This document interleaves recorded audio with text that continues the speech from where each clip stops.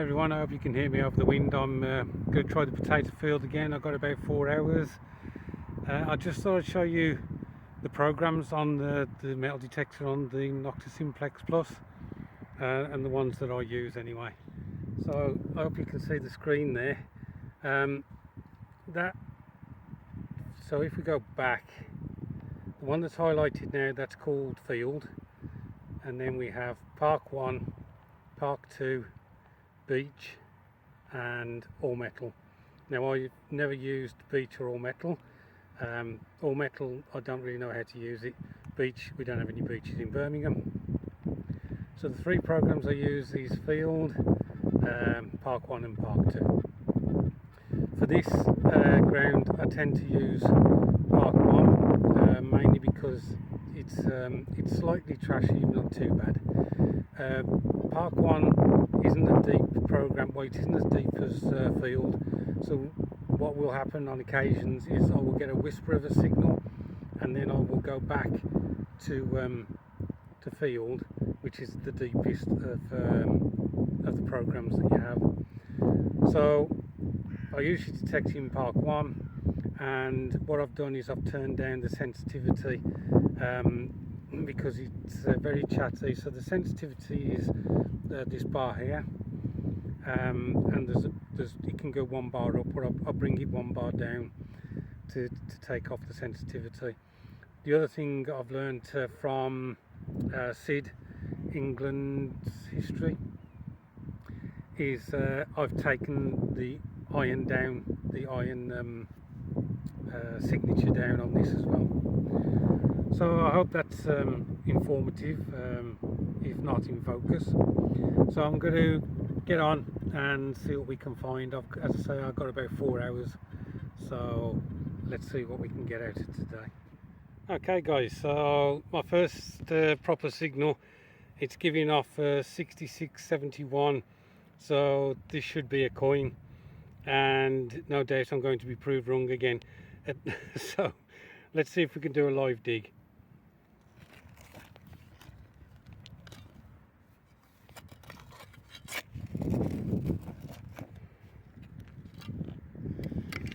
Just run the detector over that.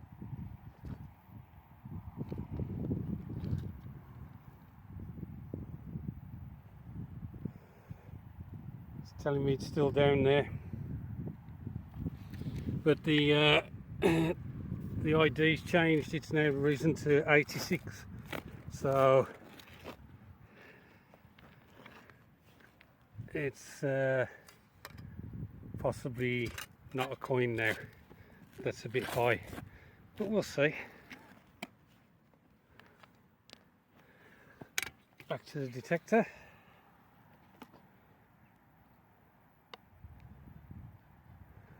Okay, so we've definitely got 65 in there now, and I think I can see, and it's not a coin. Okay, I was wrong.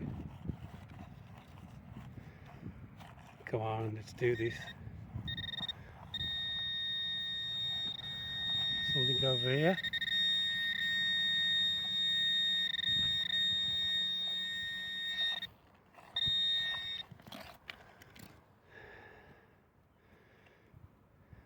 It's a buckle. That is, I think, what they call a D buckle, and I think I'm right in saying it is my first ever buckle, so I am well chuffed with that. Obviously it's missing the pin. Don't know what date that might be. Lovely patina on it. It could be quite modern, so I will have to look into that in the wrap up. Great first find for the day. On to the next. Well, I just backfilled that other hole, walked about 10 paces, and I've come across another 67 signal. So again, as I mentioned, that's in the coin range. So let's have a look, see what we've got here. As I was moving the detector back and forth though, it seemed quite big, so it may just be some copper wire or something like that.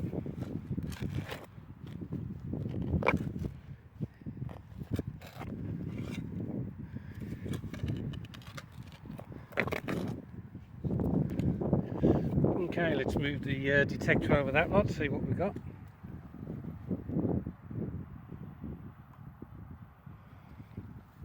So there's something in here, the ID's dropped to 45.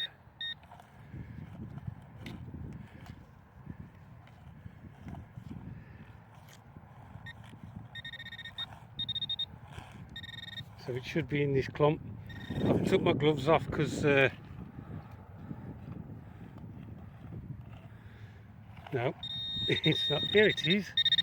You see it? Looks like a coin. It could be a button.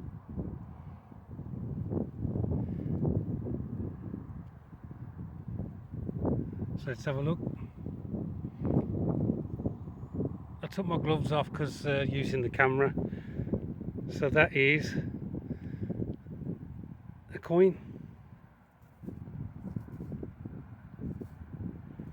That is a coin, guys. And I've just realised I've left my toothbrush at home. Let me see if I can get this cleaned off, and we'll have another look at it. There you go, it's a George V. Basically, you can see George there, and his bust is facing to the left, so we know that's George V. I can't make out the detail on the other side at the moment, but I'll let that dry out, and what I'll have to do is perhaps wait till we get home and give it a brush and see what we can find on that. But that's 2 great targets out of 2 targets found so far, so that is really cool. What a start to the day, possibly my best start to any of my adventures metal detecting. Right, on to the next. So I just dug this out. I think it may have been a coin at one stage in its life. I have dug some other signals that were off just to see what they were, because they weren't indicating iron. One was a block of metal, and the other one was I think it might have been a small piece of lead. But as I say, this looks like at one stage it would have been a coin, so I need to let that dry out, give it a bit of a brush and see if we can pick up any detail off that. But an interesting find. It's true, metal detecting can drive you nuts. On to the next. So what I've done so far is the bare ground that's in front of the potatoes here in front of me. That's an area I haven't detected before, so I thought I'd do that first, and that's where I found the buckle and the coin and the part of the coin. You can see where the stones have been dragged to the end of the field, or to the end of the plough if you like, so perhaps that's why those items were there. What I'm going to do now is I'm going to go back to this section of the field. I hope you can hear me over the wind. As you can see from the footprints going up and down, I've been up and down it many times, so I don't hold out much hope of finding anything, but you never know. With the rains we've had, something may have washed up or something, or the soil been taken away to reveal something, so we shall see. But first I'm going to have a drink of water, because it's surprisingly hot considering there's no actual direct sunlight. So right, I shall crack on. Something I've been keeping my eye out for is pottery and clay pipes. Now I just said to Graham, who owns this field, that I've hardly found any clay pipe at all, especially no bowls, but here we have a section of bowl from a clay pipe, so there is hope that at one point I will find an intact piece of clay bowl, an intact clay bowl from a pipe, which would be really cool. But there's a bit of sorry, I've just knocked that out of focus. There's a bit of decoration on that. I think that's quite a common decoration now. Right, let's carry on. So I just dug this up, guys. It's reading 35. I'm digging some targets just for my own curiosity, thinking that they're not anything much, but still trying to learn stuff. So yeah, shotgun cartridges, well, bases I should say, 35. we'll have to see if we can get any detail on that after finding that Kinox one that's nearly 100 years old. I'm not sure if this is in focus. I'm hoping it is. On to the next. Just found this tape measure that was lying on the ground. Unfortunately it won't retract back into the casing, so rather than leave it on site, I'll gather it up and sling it somewhere. Hopefully I can stuff it in my pocket so it won't keep untangling. Okay guys, so I've been out for 2 hours, found the buckle, found the coin, the George V, found that remnant of a coin we think, and I've just found this penny. So let's see what we can find next. And the signals are drying up. I'm not finding much of anything, to be honest, and a lot of the signals are just bouncing around, so I've decided not to dig those. This one came out at 88. It's heavy, but I have no idea what it is.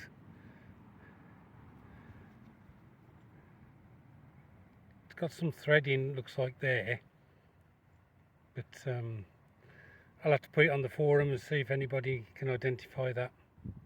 Well guys, I've been at it for 3.5 hours now. I gotta admit, my right arm's killing me from swinging the detector.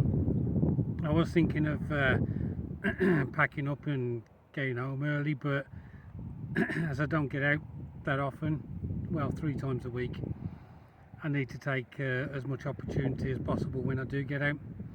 So I just dug this. I'd found a cartridge, a .17 cartridge, the one with the C on it, the initial C, and so I basically put that in the bag, and I checked the hole again, and I was getting 65 signal, but I thought I've been pulling a lot of aluminium cans, so I've got quite despondent, but I carried on with this one, and we have got a disc, but I do not know, I can't even see from here what it is, so let me take it out and let's have a look at it together. Okay, so I can't make anything out on that. I haven't got my brush with me, so I can't brush it off. It looks old, it looks older than Victorian, so I'm going to let that dry a bit and see if we can, certainly when we get it home, give it a clean, see if we can find any detail. I'm hoping there is something on there, because it's really disappointing when you find a coin and you can't get anything off it. But yeah, I think that is a coin. Okay everyone, so on to the wrap up. Let me just pan out a bit. This is all the crap that I got from the visit. You probably are aware, but I don't do the wrap ups straight away after coming off the field. Quite a lot of the times it's late at night by the time we get home, so I have to leave it for another day. But all of these required a hole to be dug. These items, as I've mentioned before, give off good signals because they're circular. Aluminium cans, they will pick up as good signals as well. Usually in the coin range, which doesn't help. Big pieces of iron I dug. My first fork, looks quite an old one, but yeah, so that's all the dross from the field. This is this bit of pipe that I found, pipe bowl. So let's get on to the good stuff that I found, and there's a couple of well, there's certainly one that's of great interest. Okay guys, so there are 5 items to look at on this occasion. Let's start with this, which was the buckle, my first find. This, I'm told, is probably off horse harness or something like that. It is probably 1900 and something, so nothing particularly old, but as I mentioned before, it is my first buckle, so dead chuffed to have found that. Next is this George V halfpenny. This side is in better condition than the other side, and we can hardly make anything out there. But using a magnifying glass, I did get a date off this. It's 1915, which fits in with George V's reign, which was from 1910 to 1936. This item isn't a coin at all. I don't know what it actually is, but I could make out the word patent on there. So I'm assuming it's some kind of badge that may have been secured at that point, and then the other half would have been secured at another point.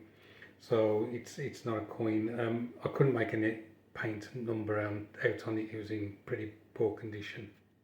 As I mentioned in the video, I found another 0.17 cartridge with a C on it. So I've already got one of those, so this will just be disposed of. But now we're going to move on to the star of the show. It was something that I found on the field. It was heavy and I had no idea what it was, but I couldn't believe that it was the item I thought it was. But I've done some cleanup on it, and I can now reveal what it is. So this lump of metal, if you remember, wasn't sure what it was at all. I held it in my hand and I thought, I have seen something very similar to this, not in this condition, in perfect condition, but I didn't hold out any hope that it would be what I thought it was. If I turn it round, you can see that it's got some digits on there and some markings. This, guys, is part of the timer mechanism for a World War II 3.7 inch anti-aircraft shell. So there was a battery about 1.5 miles away from the field that I'm digging, and obviously this was fired at enemy aircraft, and part of it came down, as would happen with gravity. Now, the thing I've recently saw a headline was that during the Blitz, hundreds of people were killed from falling shrapnel from anti-aircraft shells. So they weren't just being killed by the German bombs, they were also being killed by shells fired by our own guns.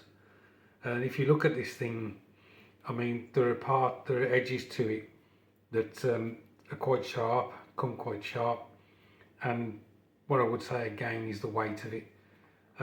It feels like it's made of lead. It is that heavy, and obviously I think it's brass. So with that exploding in the air and then accelerating down to the ground, you could imagine that quite easily that somebody's going to get killed by that.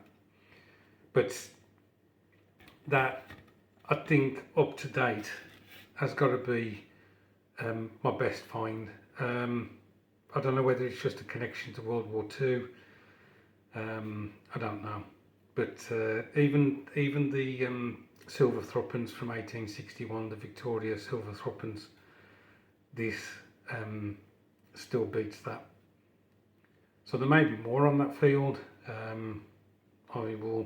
can't get to our feet, as you saw on the photo. Sorry, on the video, because it's full of potatoes. But it may not be long now before they're pulled, so I may get opportunity to get on the rest of it.